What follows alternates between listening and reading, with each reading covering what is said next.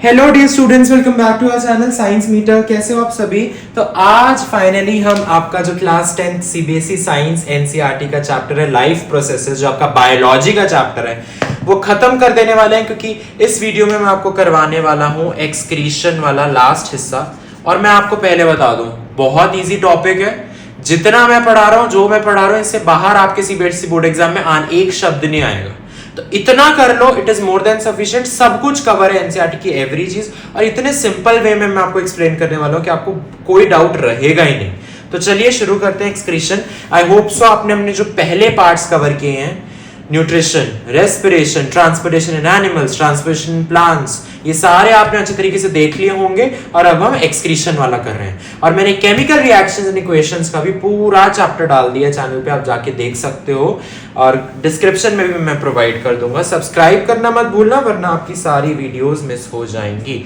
So start करते हैं excretion के साथ। सबसे पहले एक्सक्रीशन होता क्या है, इसको डिफाइन करना बहुत ज्यादा जरूरी है। देखिए, बात समझिए। जनरली बोर्ड पूछ लेता है कि डिफाइन करो ये प्रोसेस। तो कोई भी प्रोसेस हो, न्यूट्रिशन, रेस्पिरेशन, ट्रांसपोर्टेशन, एक्सक्रीशन, सबसे पहला पॉइंट तो आपका आना चाहिए, it is a biological process. सबसे पहला पॉइंट आपका ये आना ही आना चाहिए। और सेकंड, फिर आप उसका वो करता क्या है प्रोसेस, आप वो बताएंगे, ठीक है।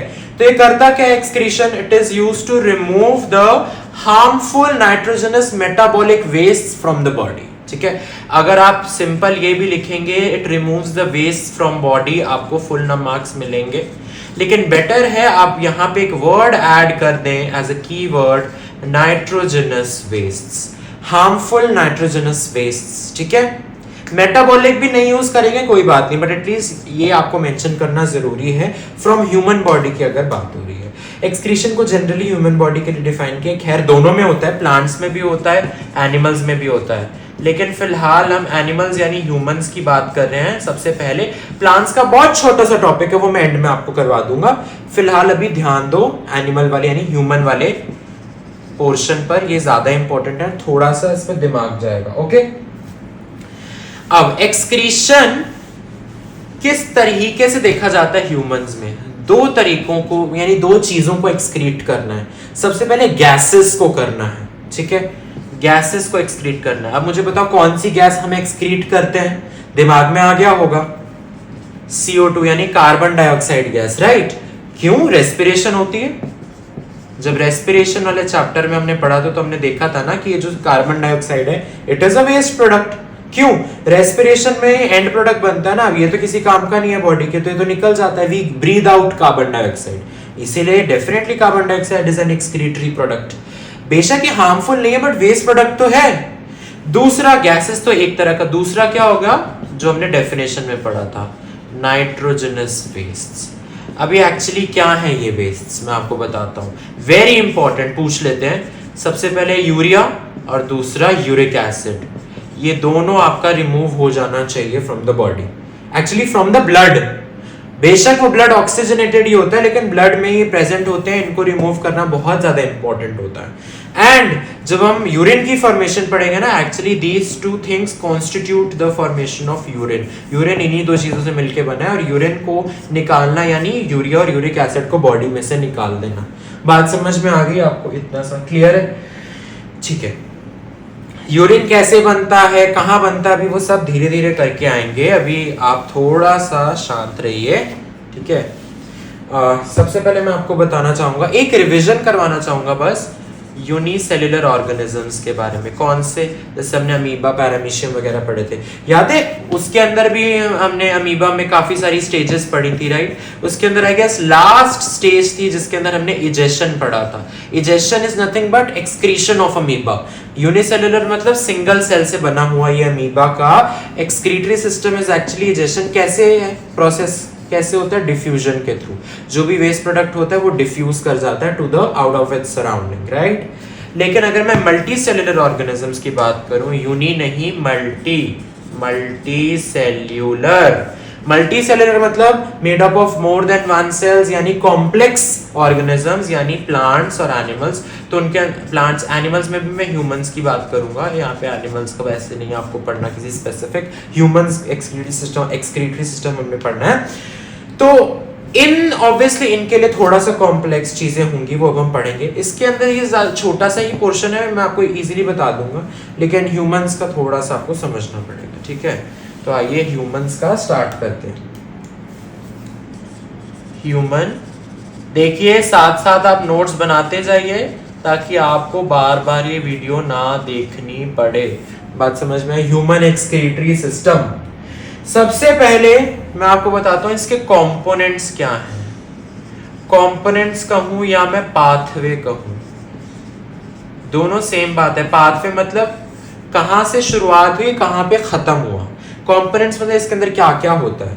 तो सबसे पहले जी हमारे पास है one pair of kidneys. Pair मतलब दो, लेफ्ट किडनी राइट किडनी, तो ये एक पेयर हो गया किडनीज का। कहां पे होती हैं ये किडनी प्रेजेंट? सबसे पहले तो मुझे ये बताओ, ये किडनीज होती हैं, they are present in abdominal cavity, abdominal region. बात समझ में आई? अबडोमिनल रीजन में ये प्रेजेंट होती है on either side of the backbone, मतलब बैकबोन के एक साइड यानी लेफ्ट साइड एक लेफ्ट किडनी और दूसरी राइट साइड यानी राइट किडनी प्रेजेंट होगी। सो काइंड ऑफ अगर ये आपकी बैकबोन है, एक किडनी यहाँ एक किडनी यहाँ, इजी सिंप्लीफिकेशन है। तो इस तरीके से इसकी लोकेशन होती है, कहां पे प्रेजेंट है किडनी। ओके, अब इसका फंक्शन क्या है किडनी का? It is used to form urine, यहां मैं कहूं टू फिल्टर ब्लड, ये भी लिख सकते हो, to filter blood, to remove waste from body, कुछ भी तरीके से आप मेंशन कर सकते हो। तो बेटर है आप यूरिन बनाता है, बस इतना लिख दो। बात समझ में? इसने यूरिन बना दिया, अब वो यूरिन कहां पास होगा? We have another pair of kidney, नहीं ureters. Ureters, what are ureters? Ureters are thin tube like structure, कुछ इस तरीके की ट्यूब्स होती हैं। अगर लेफ्ट से निकल रही है तो उसको लेफ्ट यूरेटर बोलोगे, अगर राइट से निकल रही है उसको राइट यूरेटर बोलोगे। सो दीज आर, इनके भी दो फंक्शंस हैं। सबसे पहला फंक्शन क्या है इसका? It serves as a passage for flow of urine. बात समझ में आई? And second, what is the second function? It connects kidneys with the urinary bladder. It connects kidneys to urinary bladder. अब ये यूरिनरी ब्लैडर क्या है, मैं अब भी आ रहा हूं उस चीज पे, बट आप फंक्शन नोट कर लीजिए। बात समझ में आई? अगर बोर्ड ने पूछा आप लिख पाए, समझ तो आप गए ही होंगे, ठीक है। उसके बाद हमारे पास आता है one urinary bladder. What is urinary bladder? Urinary bladder is a muscular sac-like structure. Note कर लो इसको, मस्कुलर होता है, सैक लाइक स्ट्रक्चर होता है इसका।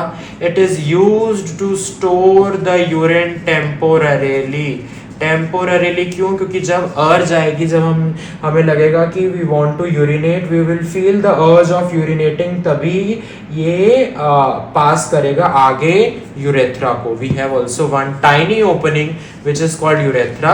यहां से urine is excreted out, excreted finally through this tiny opening.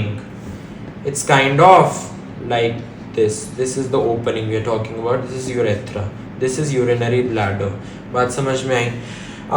Urinary bladder का एक और इम्पॉर्टेंट पॉइंट ये है कि ये नर्वस कंट्रोल के अंडर होता है। It is under nervous control, क्योंकि ये मस्कुलर है, इस वजह से। Because it is muscular, it is under nervous control, very important. इसीलिए we can control the urge to urinate because it is nervous control since it is muscular. ऐसे करके आपको प्रॉपर मेंशन करना जो मैं आपको पढ़ा रहा हूँ। बात समझ में आई? So these are the components और द पाथवे। यहाँ पे यूरिन बनता है एंड फाइनली यहाँ से यूरिन निकल जाता है बाहर। ये पूरा आपका पैसेज हो गया। बात समझ में आई? अब जो नेक्स्ट चीज मैं आपको बताने वाला हूं दैट इज यूरिन बनता कैसे है। मैंने बताया यूरिन किडनी के अंदर बनता है, तो किडनी के अंदर ऐसा क्या होता है जिसकी वजह से यूरिन बनता है? किडनी, देखिए किडनी के अंदर बहुत सारे n नंबर ऑफ नेफ्रॉन्स पाए जाते हैं। क्या पाए जाते हैं? Nephrons, NEPHRONS, nephrons. These are also called the basic filtration unit of kidney. Basic filtration units of kidney इन्हें कहा जाता है। बात समझ में आई? These are the basic filtration unit. इन्हें ये क्यों कहा जाता है? Because they are used to remove nitrogenous waste from the blood. Why they are called? Because they remove nitrogenous wastes from blood. बात समझ में आई? इसलिए इन्हें basic filtration unit of kidney कहा जाता है. अब इस नेफ्रॉन का जो स्ट्रक्चर है बच्चों, वो आपको ड्रॉ करना प्लीज आना चाहिए. एनसीईआरटी में डायग्राम है, you must learn to draw it and label it properly. अगर आपको डायग्राम की सेपरेट वीडियो चाहिए, do let me know in the comment section. I will provide a separate video on how to easily draw these structures. तो nephron का structure अब हम पढ़ेंगे, और इसी स्ट्रक्चर के दौरान आपका यूरिन भी बन जाता है. जब यूरिन इस स्ट्रक्चर से फ्लो होता है, यूरिन नहीं मतलब ब्लड, जो नाइट्रोजनस वेस्ट अपने अंदर लिए हुए हैं वो ब्लड इस नेफ्रॉन से पास करेगा. फाइनली हमें इस नेफ्रॉन से क्या मिलेगा? यूरिन मिलेगा बनकर. अब यूरिन कैसे बन रहा है उसका प्रोसेस देख रहे हैं. कुछ 6-7 स्टेप्स हैं जो आपको फॉलो करने हैं. 6-7 स्टेप्स जो यूरिन बनाते हैं. देखो आमतौर पे मोटे मोटे तौर पे अगर मैं बात करूं, 2 ही स्टेप्स हैं. एक है आपका फिल्टरेशन और सेकंड है आपका सिलेक्टिव रीअब्जॉर्प्शन. मोटे मोटे यही 2 मेजर इवेंट्स होते हैं जो आपका यूरिन बनाते हैं. बट मैं आपको 6 स्टेप्स में बताऊंगा ताकि प्रॉपरली आपका सब चीजें कवर हो जाए. सबसे पहला स्टेप, जो आपकी रीनल आर्टरी होती है, ये एक तरह की आर्टरी है जिसका नाम रीनल आर्टरी है. It brings oxygenated blood containing nitrogenous waste to the to the kidneys. ठीक है, तो आप इसका फंक्शन नोट कर लो. बोर्ड्स ने बहुत बारी पूछा है रीनल आर्टरी का फंक्शन क्या होता है. ये होती है जो सबसे पहले वो ब्लड लाती है किडनी की तरफ, जिसके अंदर नाइट्रोजनस वेस्ट पाए जाते हैं. बात समझ में? अब सेकंड, किडनी के अंदर लार्ज नंबर ऑफ नेफ्रॉन्स पाए जाते हैं जिन्हें basic filtration unit of kidney भी कहा जाता है. ये आप मेंशन करोगे. ठीक है, थर्ड पॉइंट आप क्या मेंशन करोगे बोर्ड एग्जामिनर को, कि हर किडनी के अंदर, हर नेफ्रॉन के अंदर, ईच नेफ्रॉन हैज 2 थिंग्स. सबसे actually 3 things you can say. सबसे पहले एक कप शेपेड स्ट्रक्चर होता है. देखो आई से मोटे तौर पे 2 चीजें मैं बता रहा हूं, और भी चीजें होती हैं. ट्यूबुलर पार्ट होता है, कलेक्टिंग डक्ट होता है, वो सब होता है. बट मैं आपको समझाने के लिए कह रहा हूं. आप ऐसे भी लिख सकते हो, every nephron contains a cup shaped structure, जिसे हम क्या कहते हैं? Bowman's capsule. और इस बोमैन्स कैप्सूल के अंदर क्या पाया जाता है? Cluster of thin blood capillaries. Cluster मतलब गुच्छा, कैपिलरीज. और इसे क्या कहा जाता है? इसे कहा जाता है ग्लोमरुलस. ठीक है, तो यानी आपके बोमैन्स कैप्सूल के अंदर क्या पाया जाता है? ग्लोमरुलस. बात समझ में आई? अब नेक्स्ट पॉइंट आप क्या मेंशन कर सकते हो? 4th पॉइंट में कह सकता हूं कि ये जो ब्लड है ना, जिसके अंदर नाइट्रोजनस वेस्ट है, it is filtered in the glomerulus. ये ग्लोमरुलस के अंदर एक्चुअली फिल्टर किया जाता है. फिल्टर हो गया मतलब इसमें से यूरिक और urea and uric acid remove हो गए. फिल्ट्रेशन का तो मतलब यही हुआ ना. अब ये जो फिल्ट्रेट है, फिल्ट्रेट जिसके अंदर अभी यूरिया और यूरिक एसिड है, ये फाइनली कहां कलेक्ट हो जाएगा? बोमैन्स कैप्सूल के अंदर कलेक्ट हो जाएगा. बात समझ में आई? अब ये बोमैन्स कैप्सूल से आगे बढ़ेगा. कहां जाएगा? ये ट्यूब्यूलर पार्ट ऑफ नेफ्रॉन के अंदर जाएगा. मैंने बताया ना, नेफ्रॉन के काफी पार्ट्स हैं, जैसे कि बोमैन्स कैप्सूल, ग्लोमरुलस, ट्यूबुलर पार्ट, फिर फाइनली कलेक्टिंग डक्ट आ जाती हैं. तो ये ट्यूबुलर पार्ट में फाइनली ऐसे करके ना कॉइल्ड तरीके का स्ट्रक्चर होता है. अब ये ट्यूबुलर पार्ट बहुत बहुत बहुत इंपॉर्टेंट है, इसीलिए मैं 5th स्टेप यहाँ प्रॉपरली लिखना चाहता हूँ. ट्यूबुलर रीजन क्या करता है? ये तो बोर्ड का फेवरेट क्वेश्चन है. It does selective reabsorption. मतलब यूरिया यूरिक एसिड इकट्ठे हो गए, लेकिन अभी भी ये पूरी तरह यूरिन नहीं बना. अभी भी इसमें से कुछ यूजफुल स्टांसेस अब्सॉर्ब किए जाएंगे, रीअब्सॉर्ब किए जाएंगे, और ये सिलेक्टिव है, मतलब कुछ ही चीजें अब्सॉर्ब की जाएंगी, सारी नहीं। बात समझ में? और वो कौन से यूजफुल सब्सटेंसेस हैं? सबसे पहले ग्लूकोज, दूसरा अमाइनो एसिड्स, ये आपको याद रखनी है, ये आपको बताने पड़ेंगे यूजफुल सब्सटेंसेस। फिर आ जाता है आपका सॉल्ट्स, और लास्ट में आ जाता है आपका सम एक्सेस ऑफ वाटर। ठीक है, बात समझ में? एंड फाइनली जब ये सब अब्सॉर्ब हो गए तो अच्छी चीजें है ना, ये अच्छी चीजें तो बॉडी ले लेगी, और फाइनली जब ये रीअब्सॉर्ब हो गए, देखो रीअब्सॉर्ब क्यों कहा जा रहा है, एक बारी तो ये सब अब्सॉर्ब हो ही गए थे जब हम डाइजेशन पढ़ रहे थे, वो सब पढ़ रहे थे। अभी फाइनली एक बारी वापस रीअब्सॉर्प्शन होता है किडनीज के अंदर, नेफ्रॉन के अंदर, ट्यूबुलर रीजन में। बात समझ में इन चीजों का? ओके, उसके बाद फाइनली जो फिल्टरेट बचा, इसे यूरिन कहते हैं। मतलब आप देख रहे हो यूरिन में से सबसे पहले फिल्टरेशन हुई ग्लोमेरुलस में, उसमें से फिल्टर हुआ, अभी भी वो यूरिन नहीं कहलाया। फिर जब सिलेक्टिव रीअब्सॉर्प्शन होता है, इसलिए मैंने कहा मोटे मोटे तौर पे दो चीजें हैं, एक तो फिल्टरेशन जो कि आपका ग्लोमेरुलस में होता है, एंड देन सिलेक्टिव रीअब्सॉर्प्शन जो कि आपका ट्यूबुलर पार्ट में होता है। इन दोनों प्रोसेसेस के बाद आपका यूरिन फाइनली बनता है। तो मोटे मोटे तौर पे यही दो आपके मेजर प्रोसेसेस हैं यूरिन को बनाने के लिए जो रिस्पॉन्सिबल है। क्या बात समझ में आई? अच्छा, अगर आपको कभी कभार पूछ लिया जाए कि what is the function of nephron, तो आप क्या लिखोगे? आप ये लिख सकते हो, it is used to filter out the blood, it is used for selective reabsorption in order to make the urine.